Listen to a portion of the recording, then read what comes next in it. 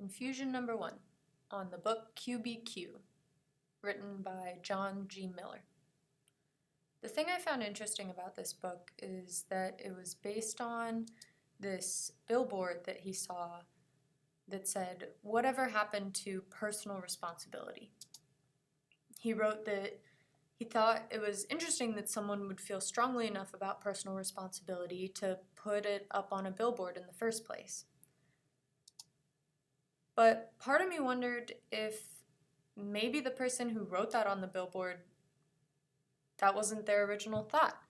What if they had been arrested before for writing graffiti and the officer that spoke to them about it said, "Whatever happened to personal responsibility?" and they wrote it up on that billboard just sort of as a dig. Then it reminded me of the book Steal Like an Artist. This book is basically talking about how artists just collect different things from different people's inspiration and use it to create their own stuff. Sort of like a nothing new under the sun concept in terms of the arts. And so I thought it doesn't much matter the intention behind the inspiration or whether the graffiti artist was trying to communicate that or something else, just that it inspired this guy. And all the stories in this book, these people who influenced him, they had no idea they were doing that either.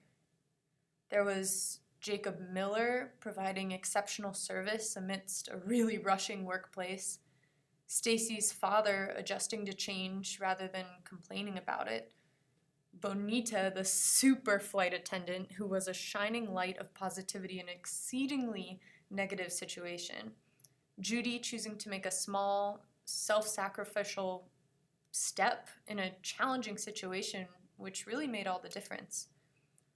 All of these people showed QBQ in their lives without even knowing it. Then I thought about myself, how I get caught in a victim mentality, especially lately in working on the show for the theater department. So many times I let myself think I'm only one person and the odds are too stacked against me, and asking why and when and who, rather than pointing the finger back at myself. Cue Man in the Mirror by Michael Jackson right about now. The lessons that stuck out to me most in this book, first of all, was beat the ref. I was wondering, how can I be helpful, gracious, and hardworking enough to overcome even the bad calls and the mistakes? What can I do above and beyond to overcome potential negative influences in different circumstances, even if they're outside of my control? And how can I have the humility to do those things without feeling entitled to credit or to specific outcomes?